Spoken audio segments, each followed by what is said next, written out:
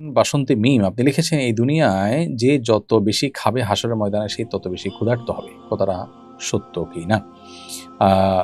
এই মর্মে মুসনাদে বাজ্জার একটি হাদিস রয়েছে। সেই হাদিসের সনদ সম্পর্কে হাফিজ ইবনে হাজার আসকালানি রাহিমাহুল্লাহ বলেছেন যে আ আ এই হাদিসের সতর্কবার্তা মূলত ওই ব্যক্তির জন্য যে ব্যক্তি সবসময় পেট পুরে খায়, অতিরিক্ত খায়, আ এবং এর ফলে ব্যক্তির মধ্যে অলসতা চলে আসে, আল্লাহর ইবাদতবন্দেগী করা তার জন্য কঠিন হয়। এরকম ব্যক্তির জন্য এরকম কথা বলা হয়েছে। আ মাঝে মধ্যে বা কখনো, কখনো পেট পুরে বা তৃপ্তি সহকারে খেলে সেটা মৌলিকভাবে নিষিদ্ধ কোনো বিষয় নেই। হাদিসের ভাষ্যটা হলো সালমান ফারসি রাদিয়াল্লাহু তাআলা থেকে বর্ণিত। তিনি বলেছেন, নবী করিম সাল্লাল্লাহু আলাইহি ওয়াসাল্লামকে আমি বলতে শুনেছি, ইন্না আকসারান নাসি শাবআন ফিদ দুনিয়া আতওয়ালুহুম জুআ। আ দুনিয়াতে যারা সবচেয়ে বেশি পেট পুরে খায়, পরিতৃপ্ত হয়ে খায়, তারা আ আ আতওয়ালুহুম জুআন ফিল আখিরাত, তারা আখিরাতে সবচেয়ে বেশি ক্ষুধার্ত থাকবে, সবচেয়ে দীর্ঘ সময় ক্ষুধার্ত থাকবে।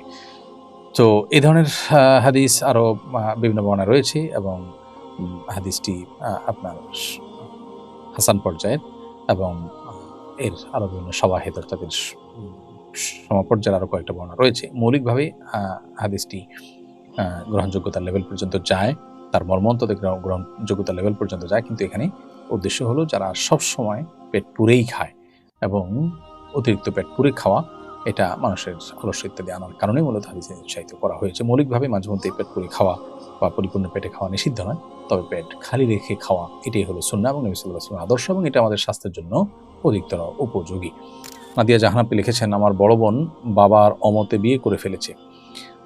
আমার কি এই বোনের সাথে যোগাযোগ রাখা উচিত?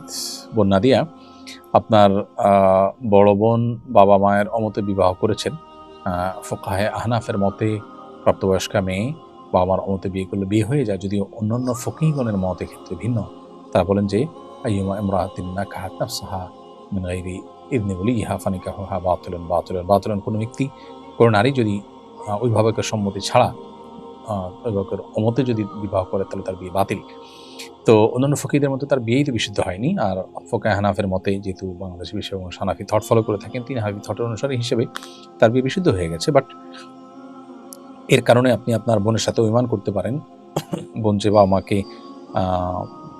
মাকে না জানিয়ে বা তাদের মতামতকে উপেক্ষা করে বিয়ে করেছেন, সেজন্য আপনি বোনের প্রতি অভিমান করার রাইট আপনার আছে, এবং বোন যেন তার ভুল বুঝতে পারেন, সেজন্য তার প্রতি মানসিক চাপ যেন হয়, সেই জায়গা থেকে আপনার অভিমান করার রাইট আছে। কিন্তু এর মানে এই না যে রক্ত সম্পর্কীয় বোনের সাথে আপনি চিরকালের জন্য সম্পর্ক ছিন্ন করবেন, যেটা আজকাল আমাদের সমাজে দেখা যায়।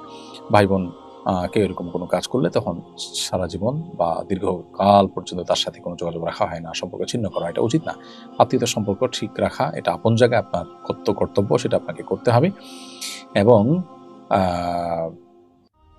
সেই সাথে এও সত্য যে আপনি তাকে অভিমানের মাধ্যমে যদি কোনো বার্তা দিতে চান, সেটা আপনি দিতে পারেন, কিন্তু সেটা খুবই লিমিটেড বা সীমিত সময়ের জন্য। হুমায়রা আক্তার আপনি লিখেছেন, রাসূল আকরাম সাল্লাল্লাহু আলাইহি ওয়াসাল্লাম বলেছেন, সব উম্মত মাপ পাবে, তবে যারা পাপ প্রকাশ করে তারা নয়। বুখারী। তাহলে কি কেউ যদি প্রকাশ্যে পাপ করার পরও ইয়াকিন ও আন্তরিকতার সঙ্গে তওবা করে তবু সে ক্ষমা পাবে না? উত্তর হলো না, এটা ভুল। বরং এই হাদিসে যেটা বোঝানো হয়েছে সেটা হলো তওবা ছাড়া পরিস্থিতির কথা। অর্থাৎ হাদিসটির ভাষ্য হলো কুল্লু উম্মতি মুআফিন ইল্লাল মুজাহিরুন। যারা প্রকাশ্যে পাপাচার করে এবং পাপাচার করে সেটা প্রকাশ করে বেড়ায়, এরা ছাড়া অন্যদেরকে আল্লাহ তাআলা মাফ করবেন, সাধারণ ক্ষমার আওতায় তারা পড়বে।